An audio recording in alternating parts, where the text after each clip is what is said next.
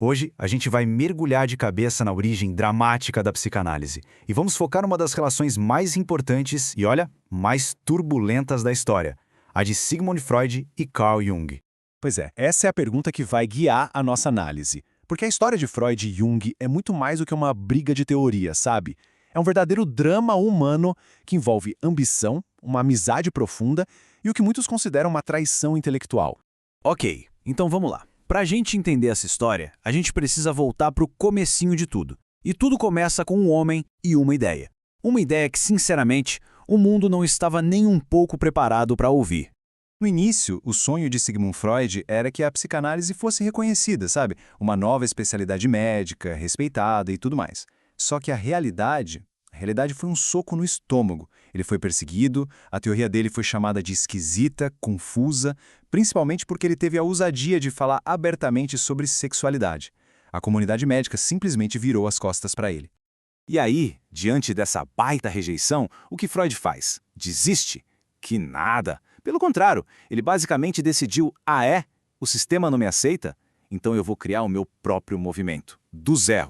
E foi exatamente assim que aquela ideia, que antes estava isolada lá em Viena, começou a ganhar força e a encontrar seus primeiros e mais fiéis seguidores.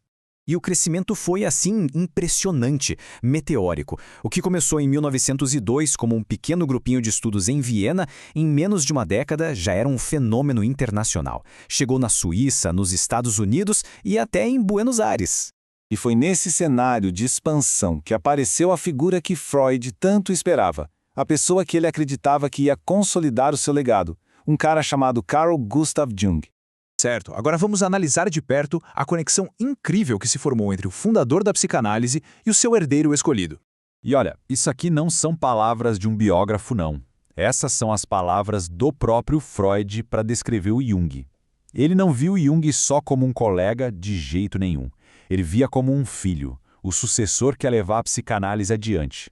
13 horas, é isso mesmo. Essa foi a duração da primeira conversa entre Freud e Jung. Imagina só, 13 horas seguidas, sem parar. Isso mostra a intensidade da conexão intelectual e pessoal também, que rolou entre eles desde o primeiríssimo encontro.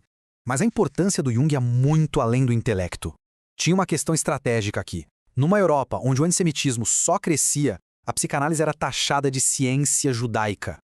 O Jung, sendo suíço e não judeu, era a peça perfeita que o Freud precisava para dar uma cara internacional para o movimento, para dar mais credibilidade e, principalmente, para proteger a psicanálise da perseguição. Só que, como a gente sabe, nem as alianças mais fortes estão imunes a rachaduras, né?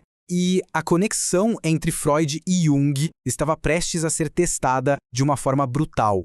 O ponto de ruptura, sabe, o epicentro do terremoto que ia separar os dois para sempre, girava em torno de uma única palavra. Uma palavra com significados que, para cada um deles, eram completamente irreconciliáveis.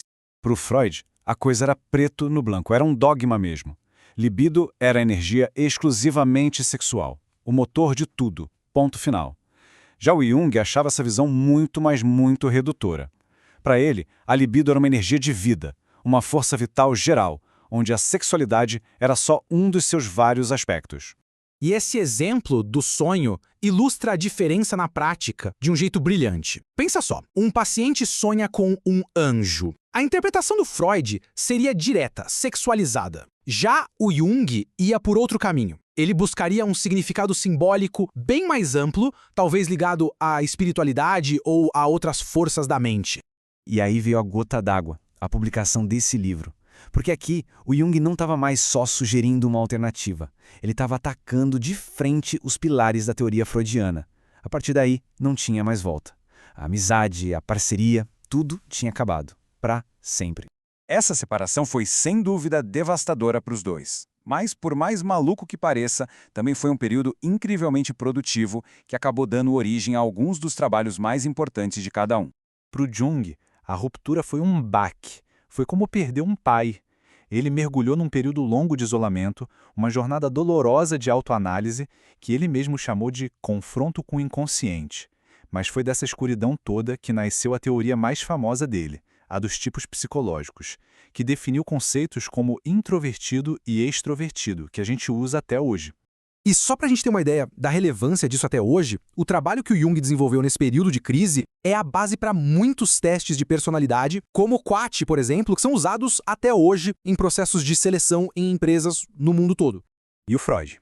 Bom, ele viveu uma história muito parecida. Para ele, a dor foi a de perder um filho.